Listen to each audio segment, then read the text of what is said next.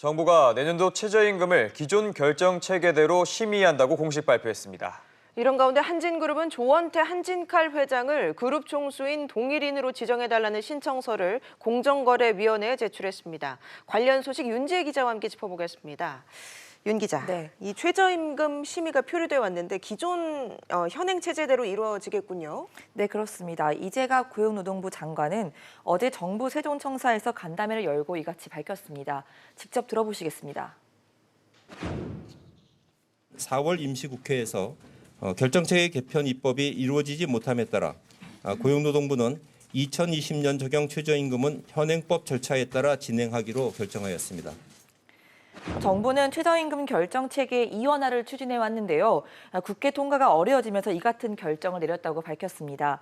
이와 함께 고용부는 사퇴 의사를 밝힌 8명의 공익위원을 대신할 새로운 위원을 이번 달 말까지 위촉하기로 말했습니다. 네, 올해는 일단 기존대로 이 현행 결정체제로 심의하기로 했지만 관심사는 내년도에 얼마나 최저임금이 인상될지가 아니겠습니까? 네, 맞습니다. 개편안이 적용되지는 않지만 올해 속도 조절은 이루어질 전망입니다. 예. 이재갑 고용부 장관은 최저임금의 이 급격한 인상이 소상공인과 자영업자에게 어려움을 줬다면서 사회적 수용도를 높이기 위한 노력을 하겠다 이렇게 말을 했는데요.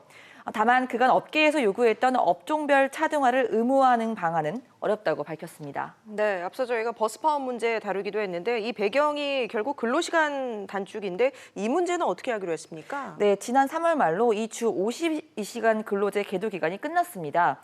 그런데 고용노동부는 하반기가 되면 집중 단속을 하겠다 이런 방침을 밝혔는데요.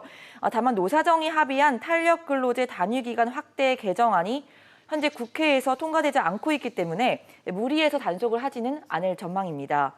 주 52시간 준수율은 대체로 이 차질 없이 준비가 돼가고 있는 상황이지만 노선버스와 방송업 그리고 교육서비스업 등 특정 업종의 경우에는 이 주 52시간 초과 비율이 높은 상황입니다. 그렇군요. 다른 소식도 좀 알아보죠. 이 한진그룹이 차기 총수를 확정하지 못했었는데 조원태 한진칼 회장으로 정했나 보군요. 네, 맞습니다. 한진그룹이 어제 총수 지정 관련 서류를 공정위에 제출을 했습니다. 예. 공정위는 매년 동일인, 그러니까 대기업 집단의 이 총수가 누군지 정하는데요. 그동안 한진그룹이 동일인이 누군지 정하지 못해서 발표가 미뤄졌습니다. 그 때문에 한진가에서 이 3남매 간 이 경영권 분쟁이 있는 게 아니냐 이런 관측이 계속 지속돼서 나왔습니다. 공정위가 다시 발표를 하기로 한 날이 내일인데요. 이틀 앞두고 한진이 서류를 낸 상황입니다.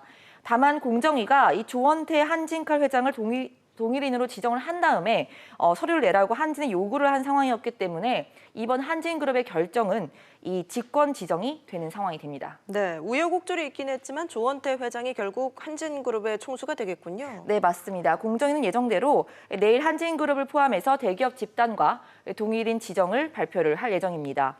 한진 간의 경영권 분쟁 가능성은 일단 수면 아래로 가라앉은 것으로 보이는데요. 다만 이 조 회장이 이 경영권을 안정적으로 확보해야 하는 데는 난관이 예상되고 있습니다. 조 회장 지분은 2.34%밖에 되지 않은 상황이라서 남매인 조연아와 조현민 씨 등과 비교해서 큰 차이가 없는 상황이고요. 또 가족들이 부담해야 할 상속세도 만만치 않기 때문에 당분간 추이를 지켜봐야 할 것 같습니다. 네, 알겠습니다. 윤주혜 기자 얘기 잘 들었습니다.